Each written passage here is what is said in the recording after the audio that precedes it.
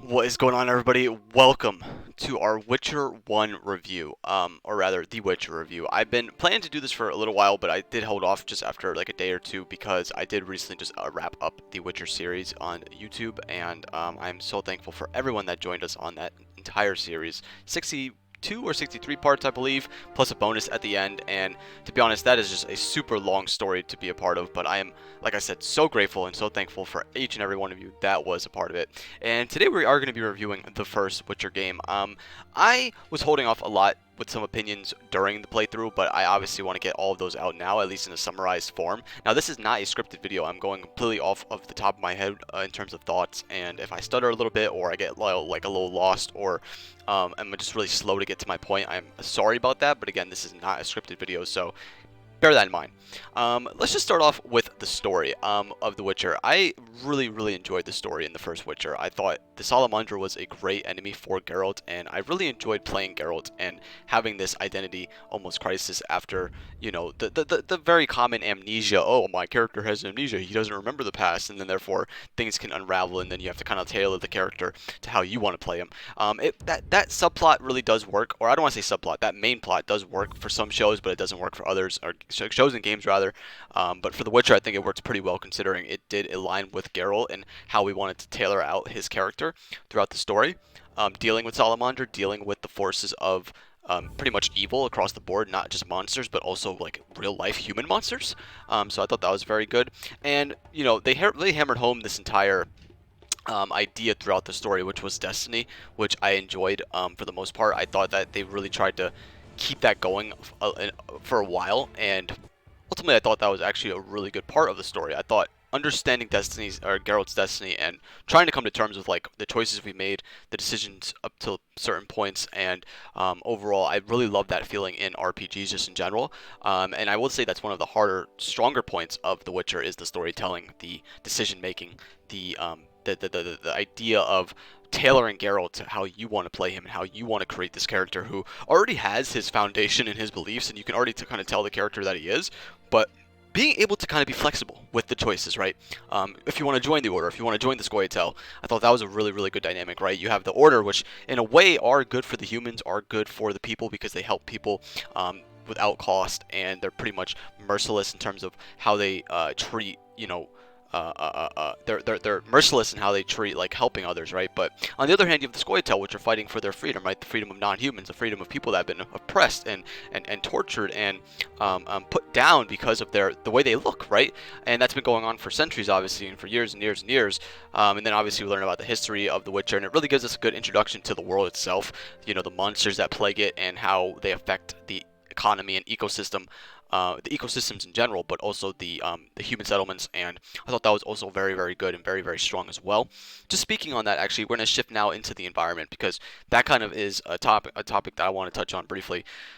Both we had Act 1 and 2, or rather, Act 1 was on the outskirts of Vizima, and that was a pretty stale act in terms of environment. There wasn't really much going for it. We had like a cave here, we had a ruin there. It was really to just get us introduced to the story itself. But I really did like how it amped up in Act 2, because Act 2 is when things really escalate, and I think Act 2 to Act 3 are like the real chunk of the story, I want to say, the real meat of The Witcher itself. And to be honest, I think that environment-wise, I really liked being able to freely roam through the Temple Quarter, the Trade Quarter, and the swamp all in Act 3. I thought it all accumulated come together, it came together very well. I do like how we can't actually enter the trade quarter until Act 3. And I'm saying Act, by the way. I know they're called chapters in the game, but I'm going to keep referring to them as acts because that's how my brain works. So I apologize if that's a little confusing. But I liked how, like I said, Act 2 was, like I said, the main meat start of the game, and then ultimately leading into Act 3, that was like the big chunk of the game. Act 2 and Act 3. And this is where we tackle a lot of different things, right? Several different contracts, several different side missions that we do. And there were some great side missions in this game, right? Some that come off the top of my head, right, were one of them dealing with finding out if it's like Beauty and the Beast or whatever kind of side mission where we basically find out who the werewolf is and what they're doing, and it basically turns out to be Vincent, and it's this whole lovers thing. And I actually really enjoyed a side quest like that because it felt like kind of breath of fresh air. It was a little bit slow paced, and I want to speak on that really quick when we get to the gameplay portion. But the questing in The Witcher itself is, I think, one of the weaker points, and I'll get to that. But that was one of the definitely quests that stood out to me as like, oh, this quest is very special because of the storytelling aspect of it. And you had a lot of side quests like that. There were a lot of dull quests that we had to do, like, oh, go here, kill this, or I'll go here and do this, or go here, retrieve this. And there were a lot of those quests that were just kind of like one off, whenever, whatever. Don't really care about them too much, but ultimately, most of the time I felt like our time was being I don't want to say like put to good use, but it was being fulfilled to a way that was like really enjoyable for me as the person playing the game itself. So I enjoyed that aspect of the environments. I can't really say there were too many negative quests that stood out, but there were a lot of good quests, I want to say. So that obviously is also another very positive point for The Witcher. Moving on, we have music, which I think music aspect-wise, this game, as you guys can hear the music in the background right now, the OSTs, this is The Witcher soundtrack OSTs here, just fantastic, absolutely fantastic. I really love the music in this game. A few soundtracks come out to mind. Obviously, the battle music's really good. I really like the intense like drums that we get, and then also like just the intense battle music. But I also love my favorite part is just the calm running through the fields, especially in Act 4. If you guys remember, just running through the fields, and we just got that like peaceful, serene music just running through the fields. I think it was this music actually that's playing right now, so that's actually pretty funny. It was this and another soundtrack, but music 10 out of 10 for me, or maybe like 8 or 9 out of 10 for me if I was like putting it on like a scale. Maybe I would say like 9 out of 10 because there were a few soundtracks that were kind of like whatever. So, but most of it was just absolutely fantastic. And I'm not like a music kind of guy, so I'm not gonna sit here and you know, I'm not gonna have like the most expertise in that field. But I definitely thought the music was a really strong point of The Witcher. Next up, we have characters. I think the characters were good. I thought a lot of them were fleshed out pretty well. There were a lot of really dull characters, like side dull characters that I wasn't really interested in. But I thought like Berengar was very interesting. I thought Shani was very good. Triss was very good. Like I said, the main villains that we had to deal with, the Professor, Azar Javed, were also very interesting. More so Azar Javed. The Professor not as much because he was kind of just a run-of-the-mill like bad guy. But Azar Javed was a little bit more interesting and finding out like more things about him that we learned about. And those little things we learned about him didn't really come to fruition or help, which I kind of wish they did, right? If we could have like tailored it a little bit more to like finding out, oh, we know this about him now, so we can use this to our advantage. But nothing really ever came about that. We just kind of learned that he was a powerful mage, and basically the way we fought him was how we fight any other mage, using a lot of our own spells and our own signs. So I thought that was pretty interesting. But regardless, I thought that was really good. I thought the characters were very good. I really like Thaler, one of my more favorite characters in the show, or in the show, in the game rather. And Zoltan as well. Dandelion also very good. I really like his like circle of friends. I thought those were really strong characters for the most part. And just thinking about the random characters that we run into, like Julian stands to mind when in Act 4. In Act 3, we deal with a lot of newer characters in the new Nera Court, right? Ada comes to mind as well, and I really like the kings. I did like King Radovid and Foltest alike towards the end. They don't really show up too much, but they were really powerful characters towards the end, which I liked. And that's going to obviously be leading into The Witcher 2. I've heard that we will be dealing with Foltest and both Radovid, so stay tuned for that. That's going to be very interesting as we're going to see their characters progress more and more. Yeah, I like I said, overall really enjoyed a lot of the characters. I did. Like I said, a few dull characters here and there, but again, another strong point of the game. Now we're going to really get to like the negative aspects of The Witcher, and a few of those negative aspects that I kind of jotted down here are some of the gameplay aspects. And when I say gameplay aspects, I mean the combat. The combat doesn't feel very fleshed out. It's basically a three-part system of using your random group styles, or strong style or fast style, and then you have your silver and steel sword, which I do like that difference where we can use a steel sword versus humans and like non-monsters, and then steel sword is just strictly for monsters, which I do like. I thought that's a very unique thing, and I definitely appreciated that. However, I did not like trying to use the different signs in certain aspects, because I went a science-based build, right? As you guys know, throughout my playthrough, I went a spell sword kind of base build where I would use the signs a lot, but I'd also be very strong and defensive. But also, it was kind of like a mix, right? I didn't go into the dexterity at all, which definitely played a role in not being like super swift or quick with our combat, right? It was more so fleshed out, like Axie this person, put down a Yurden, use a Quen, make sure we're protected, that kind of stuff. And I obviously definitely used the Igni a lot. Love that spell, really love that spell. That made the combat way more fun. I can't imagine going through that entire game again without using Igni, which I was thinking about doing originally. I was like, oh, let me just do like a strictly sword-based like combat style, right? Like strictly sword-based, but I didn't want to do that. So anyways, aside from that, I really enjoyed I really enjoyed using the signs. However, like I said, the combat attacking system and functioning versus the monsters did not feel super fleshed out. I wish it was a little bit more like you can actually control your movements, because once you're locked in animation, you're locked in animation. You can get hit pretty much from every which angle, which I did not like. Another negative about the gameplay, I would say, is the potion brewing and the overall like system of potion brewing. I enjoyed having the herbs, making the potions. I enjoyed that aspect. I just did not enjoy how like it felt too fleshed out, almost to a point where it was so specific for one specific potion, one specific this, one specific that, that it just felt like you had to be so you had to do so much in order to get so much, basically. And that's not a bad system, don't get me wrong. I'm not like hating on it for what it is, but I just felt like it was a negative in terms of like, I think there were a lot of things they could have done better with the potions, and I did like the differences, but also like the oils were not super like innovative either. They pretty much were like, use it for this creature, use it for this creature, use it for this creature, and then you have a few other ones that you can use as well, which I also thought was kind of weird. Let me talk about the biggest negative with The Witcher, and this is probably the biggest gripe I had with the game, just playing it in general, was the quest layout design. And when I mean quest layout design, is basically accepting a quest, going to complete the task, and then returning to turn in that quest, right? You see it in multiple RPGs and MMOs and things like that. You get a quest, you go out set to do it, you do it, and then, you know, and usually if you get a group of quests, then you can go out and do them in that one area, finish it, and then come back, and then hand them all in, right? We see that a lot in like MMOs, we see that a lot in RPGs, we see that a lot in MMORPGs like World of Warcraft and stuff like that. But I just felt like personally, it just was not super a rewarding, right? It was not a rewarding feeling, because when you would go out and do a bunch of quests, right, it would send you here, send you there, send you there, send you there, send you there, and by the time you'd be zigzagging back and forth, you would have already missed out on like 10 different ways you could have done 10 other quests, and it just was not a super thought out, I think, system in their mind. I think because it was CD Projekt Red's one of like their first games or whatever. The quest layout design was like pretty awful.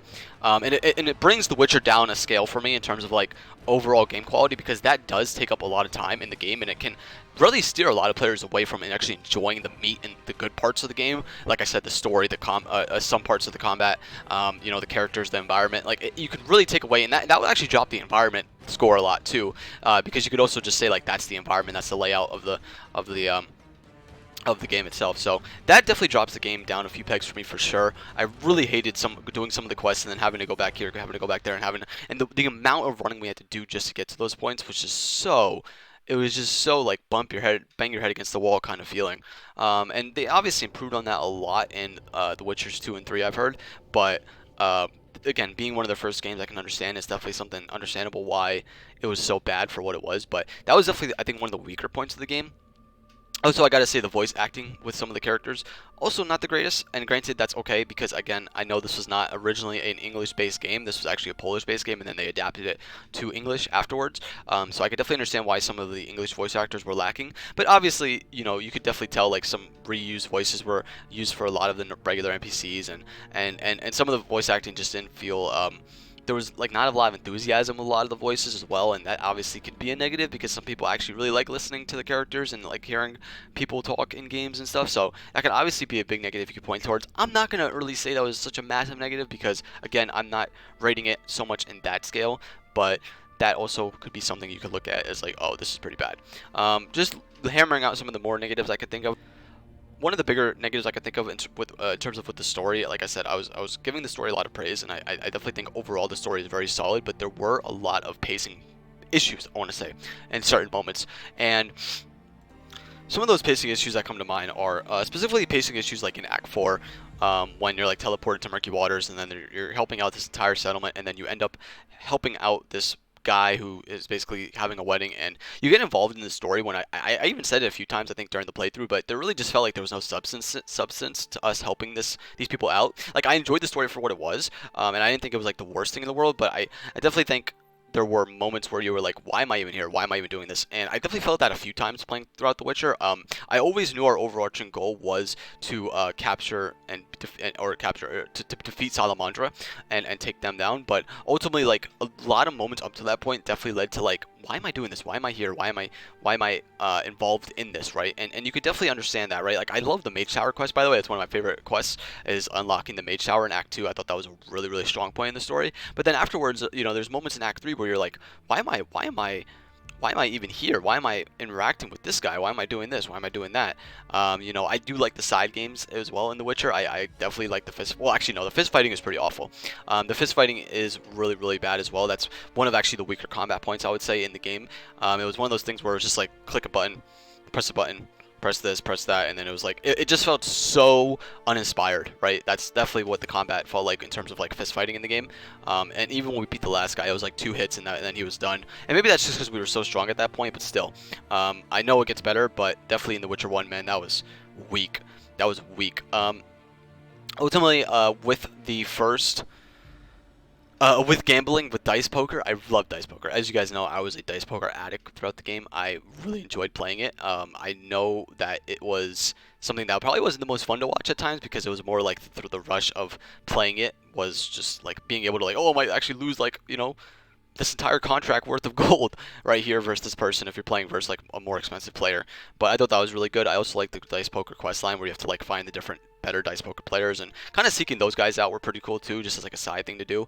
I thought the contracts were decent, you know, having to kill the different monsters. Eventually got very tedious and boring. By like Act 3, Act 4, it was kind of already like, yeah, okay, we get it. Go here, kill these monsters, collect this. What I did really like was the optional trophy quest line that I really, really enjoyed, which was finding the actually stronger monsters in the world and not actually knowing like who they were, what they were. If you guys remember all my reactions to like seeing like this name beast, this name monster, this name person, and they were usually like bigger than their counterparts, right? Or than their peers rather. I thought that was always really cool, just discovering those monsters because there was no quest like leading me towards those guys. So I thought that was really good.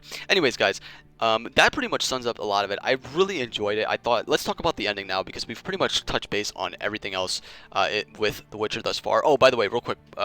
Just to speak on it, talent points. I thought the talent points were decent. I thought fleshing them out was pretty good. I wish there was a little bit more diversity in terms of like skill points and like what you could do with the skill points. I thought like just having leveling up Igni and then having like more burn damage was okay, like cool. I wish I could like, you know, have like a single base like, you know, Igni where I could just focus on one person. Or I mean, I guess you could do that with the fireball, right? But then you know, it just didn't feel super fleshed out with some of the talent decisions, right? But overall, I thought it was decent. I didn't think it was terrible, right? I didn't think it was like a really bad system or anything like that. I just thought it was pretty weak overall. So just speaking on that, I think, yes, talent was okay. Speaking on the ending now, the ending is what we're going to finally tackle, and the ending I thought was decent. I thought it was decent. I really, really liked fighting the Grandmaster. I thought the Grandmaster being Alvin, which is basically confirmed at this point, if you guys don't know. By the way, this is spoilers.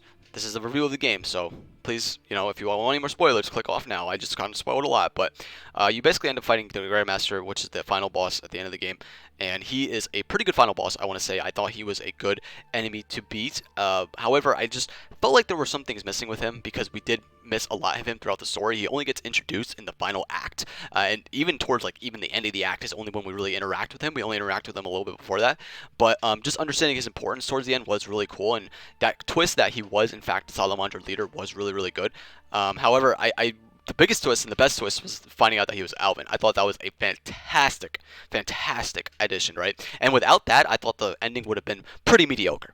I would have put the ending to be like mediocre to like maybe below average. But honestly, that ending alone, because the fact that I turned out to be Alvin and that he was actually relaying back to us what we said to him throughout the story, and I just love that. I love that they were able to